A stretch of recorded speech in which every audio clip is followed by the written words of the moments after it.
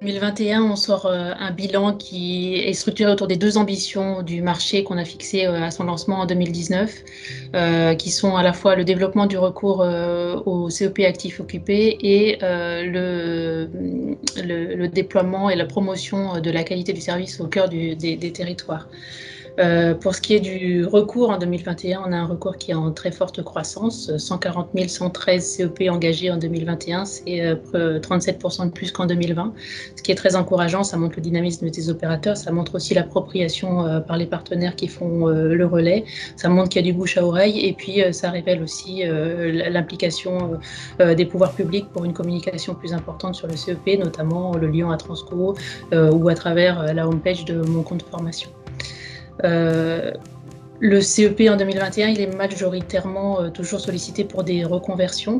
Il est également sollicité pour un recul sur sa situation professionnelle, on le voit dans les chiffres, et il est un peu moins sollicité pour de l'accompagnement à l'évolution dans l'emploi ou à l'intégration dans un nouvel emploi après une formation par exemple.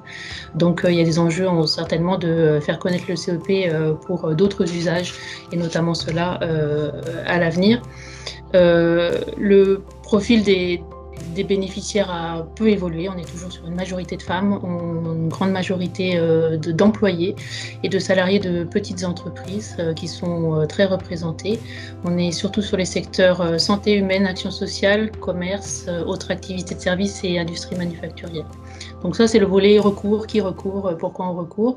Sur le volet qualité de service, elle était déjà bien établie, mais là, on voit bien qu'on est vraiment dans un processus d'amélioration continue. En 2020, on avait pu souligner un sujet de délai, là, qui se sont très largement améliorés. On a aussi une profondeur du service avec un enchaînement du niveau 1 et du niveau 2 qui est bien plus important que l'année dernière. On a aussi des opérations légitimes de contrôle et d'audit qui sont construites par France Compétences et qui révèlent à la fois peu de difficultés, mais surtout une qualité de réactivité des opérateurs dans ce qu'on peut souligner. Donc de ce point de vue, c'est assez positif. On a également travaillé cette année à définir un référentiel de la qualité de la délivrance de services qui permet aussi de travailler avec les opérateurs sur des questions de posture dans l'accompagnement qui sont particulièrement importantes pour que les personnes aient confiance et en trouvent une utilité. On a aussi des éléments intéressants et en tout cas encourageants sur la parole des bénéficiaires sur le service. En 2020, on les voyait déjà très satisfaits, ça se confirme en 2021, 91% de personnes qui sont vraiment satisfaites à l'issue du niveau 1 et 85% à l'issue du niveau 2, ce qui est quand même une très bonne nouvelle. Et depuis 2021, on a aussi des données sur l'utilité du service perçu 6 mois après sa clôture. Et là aussi, c'est extrêmement positif avec, par exemple, pour les bénéficiaires du niveau 2, 85% qui estiment à 6 mois que leur situation est plus satisfaisante et 87% qui estiment que le CEP a été utile. Donc là, aussi, c'est extrêmement encourageant. Il y aura des exploitations plus avancées sur cette enquête. Alors pour 2022, on va continuer à piloter à la fois le recours, les objectifs de recours et la qualité avec un certain nombre de travaux qui sont conduits avec les opérateurs.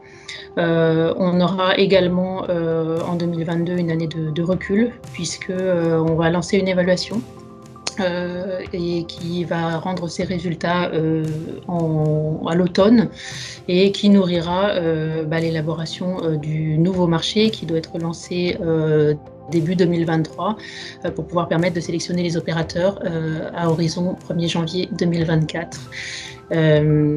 Voilà, et donc pour ce travail-là de 2022 qui sera de recul et d'analyse, il y aura évidemment un certain nombre de questions qui seront posées sur les ambitions du CEP actif occupé, son articulation avec les politiques et le système d'acteurs orientation, emploi, formation qui seront nécessaires pour repositionner le marché au service de tout ça.